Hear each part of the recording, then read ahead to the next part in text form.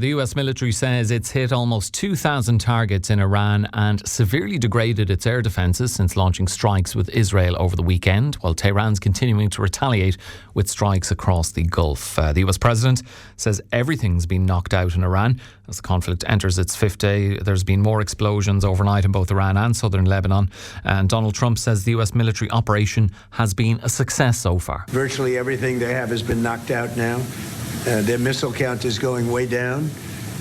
Amazingly, they're hitting countries that were, let's call them neutral, right? They lived together for a long time. I think they were surprised. I was surprised, which shows you the level of evil that we're dealing with. They'll hit people that were actually at least somewhat friendly. Meanwhile, Irish citizens in the United Arab Emirates could be evacuated in the coming days as plans are finalised for a government charter flight to leave Oman, provided they get the all clear. Helen McEntee, the Minister for Foreign Affairs, says this first flight will be targeted at Irish citizens currently in the UAE, particularly those who are non-resident and require assistance most urgently. Pregnant women, the elderly and those with health conditions to be given priority in the first Irish airlift out of the Middle East. 280 people will be on the first plane out of the region, and our ambassador to the UAE, Alison Milton, says the most vulnerable will be flown out first. We have a large number on a list already of people with very specific conditions, such as pregnant women, elderly visitors, and people with very specific serious health conditions. So the Department of Foreign Affairs will be in touch with those of you who have already registered and who meet those criteria today. And the Taoiseach is coming under increasing pressure from some quarters to cancel his St. Patrick's Day visit to the White House in light of America's ongoing attack in Iran. Duncan Smith, Labour's Foreign Affairs spokesperson, says the meeting with the US President should not go ahead in its traditional form. If there was a different choreography around it, if it was a meeting across the table to discuss the issue at hand, to discuss global insecurity, then have that. But to have a kind of a St. Patrick's Day, kind of friendship event with that photo at the end, that would feel incongruous at the time, and I think that's something that we shouldn't do this year. Yeah, I don't say that lightly. For more on this, I'm joined now by Dr. Scott Fitzsimmons, the Associate Professor of International Relations at the University of Limerick. Scott, thank you for joining us this morning. Thank you. The US says the first 24 hours of its operation were nearly double the scale of the shock and awe campaign we saw in Iraq back in 2003. What message is Washington trying to send? And maybe this will lead us on to a wider discussion around, does it have a coherent message that it is trying to send? I think if it's trying to send any message, it's just that Washington is very prepared to use coercion, to use violence to get what it wants, and that it's not going to adhere to international law or general norms, which, among other things, say that you cannot assassinate the leaders of other countries, even if you vehemently disagree with how they're ruling their country. Yeah, the legitimacy of this war, there seem to be people in two camps, Scott, either those who are fully supportive of what the US and Israel have been doing over the past number of days and point to the Iranian regime and the Ayatollah, and in particular, we see the recent example of the brutal crackdown on the protests in Iran, thousands of protesters killed, or else the flip of that is people who look at it and say, well, the regime there might have been distasteful, but that you don't go meddling in a country's internal affairs, and certainly do it the way the US has done it without getting the green light from Congress, or at least notifying your allies beforehand. Yeah, I'd agree that it's very muddled. If the Trump administration had, and Israel as well, of course, because they're the key partner in this assault, if they had both premised the assault on the basis of launching a humanitarian intervention, then they could potentially make a case, even though humanitarian intervention itself is pretty dubious in international law because it does involve violating the sovereignty of states. But they really haven't done this. They focused on a whole myriad of other justifications, such as the supposed imminent threat of Iran's nuclear program, intercontinental ballistic missiles, Trump just claiming that he believes personally that Iran was going to strike American targets soon. So they've really backed away in terms of their statements over the past 5 days from a humanitarian justification. We saw Pete Hegseth speaking to the American public rather than the US president on this, and is giving the somewhat muddled message that this whole operation isn't about regime change, but regime change seems to be happening as a byproduct of it. Is the US scrambling for a reason to back up what they're doing? You know, you've Trump going back to the overthrow of the Shah back in 1979 and other incidents in the decades since as reasons why the US is doing what it is doing. I think so, yeah. They've, by my count, provided at least 6 different justifications just in the past few days.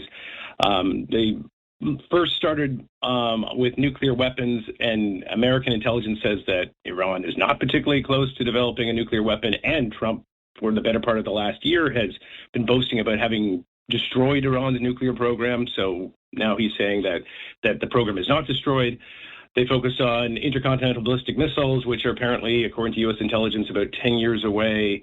Then it became conventional weapons, which can serve as a shield for Iran. Then it became, according to Marco Rubio a couple days ago, that Israel was going to attack Iran, so America needed to attack Iran as well, just to degrade Iran's ability to launch a reprisal.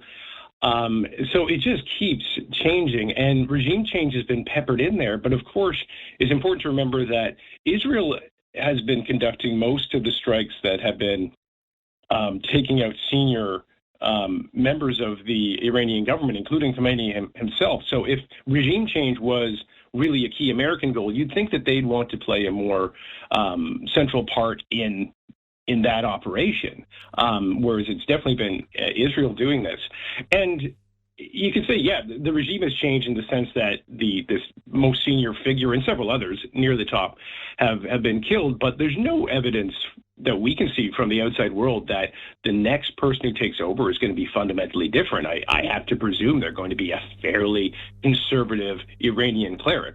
And that won't necessarily lead to a different society, different foreign policy on the part of Iran. And indeed, we heard Donald Trump yesterday being asked what he thought a negative outcome of all of this would be. And he did say, I suppose, if we get rid of the Ayatollah and somebody even worse takes over, that would be very bad. And the way he expressed it, Scott, it sounded like it was the first time that potential outcome had ever occurred to him. I wonder what you make of that. Is that an indication of how little forward planning has gone into this? And what do you make of the reports that the US got involved at the behest of Saudi Arabia and Israel, and also Marco Rubio basically admitting that Israel was going to go ahead with these strikes and the US just decided to jump on board? I think that there have been a few signs of lack of planning. One has been the changing justifications for war, many of which are contradicted by America's own intelligence reports. A clip that you played just a minute ago, where Trump expressed surprise that Iran was hitting Arab countries, that in itself suggests a lack of planning, because that was an eminently predictable outcome of the American and Israeli strikes. And sorry to cut across you, Scott, but maybe could you explain to our listeners what the thinking is behind what Iran is doing there? Because on the face of it, people would say, well, the US and Israel are attacking Iran. Why are Iran attacking all of the other countries in the Gulf? Surely that will turn them against Iran. But I don't think that's exactly what Iran is going for. I think that, Iran's not trying to... I don't think they're trying to, say, kill an enormous number of people, which would provoke a great deal of rage and a desire for reprisal on the part of its Arab neighbors. It's been trying, to the extent possible, attack American facilities and also economic infrastructure in those. The one exception is Israel, and of course there is no love lost clearly between those two countries. So civilian targets in Israel have been hit, but it's mainly been attempts to cause economic pain and to disrupt the alliance between various Arab states and the United States in the region. And so far, Iran can, I feel, claim a bit of success. Like they've helped increase oil prices, which of course is economically painful for the United States and really the entire outside world. And they've managed to disrupt shipping in the Strait of Hormuz, which means also that the cost of various goods will go up for everyone. So they're using what power they have, which is of course relatively limited compared to Israel and the United States. How long should we buckle in for this conflict, Scott? Just to finish, 50,000 US troops reportedly involved, more assets on the way. We know airstrikes alone will not affect control of Iran for the US or the kind of regime change they would like to see. That's going to require boots on the ground and serious boots on the ground. Is that the direction of travel, do you feel? I strongly suspect that we won't see a large presence of American troops, let alone Israeli troops, in Iran. I think that they are going to try to support local militias, local actors, like the Kurds in Iran. But in terms of like the overall timeline, I think it's going to be determined by Trump's own attention span. I think when he gets onto another topic that just excites him, like a trade dispute with Europe, which he seems to be fermenting right now with respect to Spain, then he's just going to get bored and he may say that he just doesn't have the attention span to oversee this conflict, and that in itself will cause it to decrease in scale and then fade away. So I don't think that we can really attach a heck of a lot of logic to what's been going on, which would in turn allow us to say it makes sense that this would last a month or 6 weeks or whatever. It's very, very hard to predict what decision he's going to make. That is for sure. I think we could say that in regards to every decision he makes. Dr. Scott Fitzsimmons, the Associate Professor of International Relations at UL, thanks very much for being with us. Consumers being warned they should expect the cost of fuel and home heating oil to increase over the coming weeks due to the growing instability in the Middle East, with a barrel of oil up $20 since the weekend. Join me now is the Ennis-based economist and Assistant Professor of Social Policy at UCD, Micheál Collins. Micheál, thanks for being with us. A lot of focus now on the Strait of Hormuz, of course, Iran closing that, and that has huge implications for fuel prices. How concerned should, I suppose, motorists be right now? Are we definitely heading for higher petrol and diesel prices? Yeah, morning, Alan. Well, we're back to Donald Trump and chaos and unpredictability again. I think the story changes, but the story is much the same.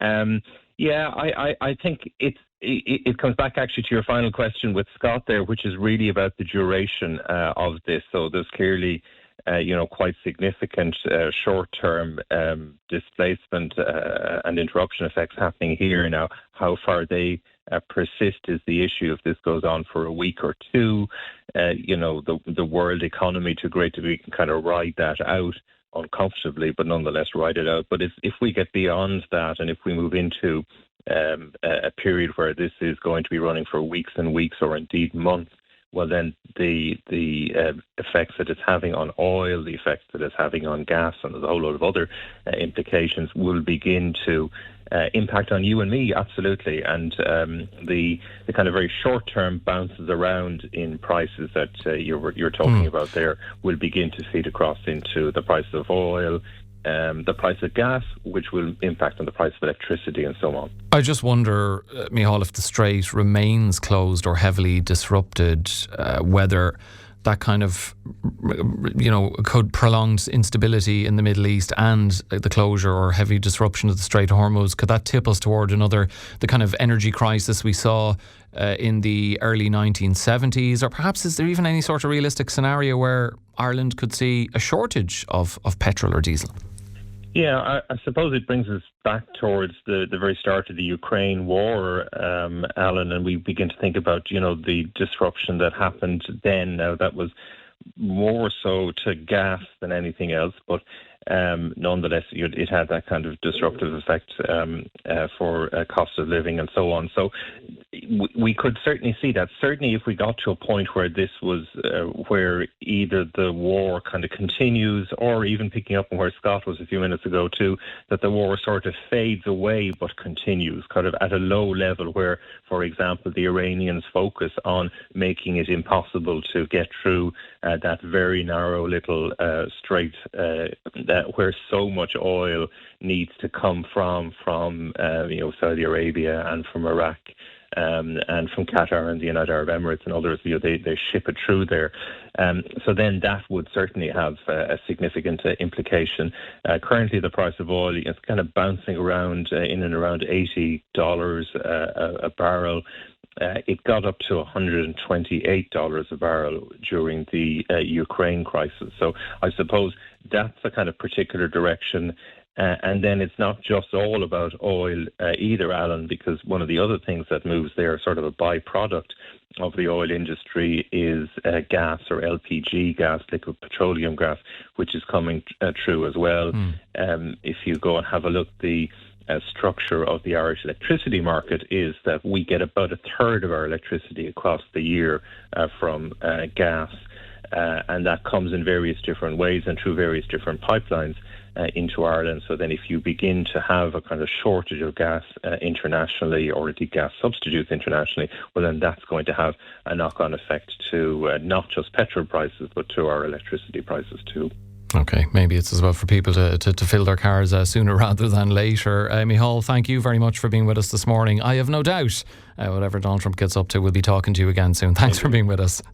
Thanks, Alan. That's Micheál Collins there.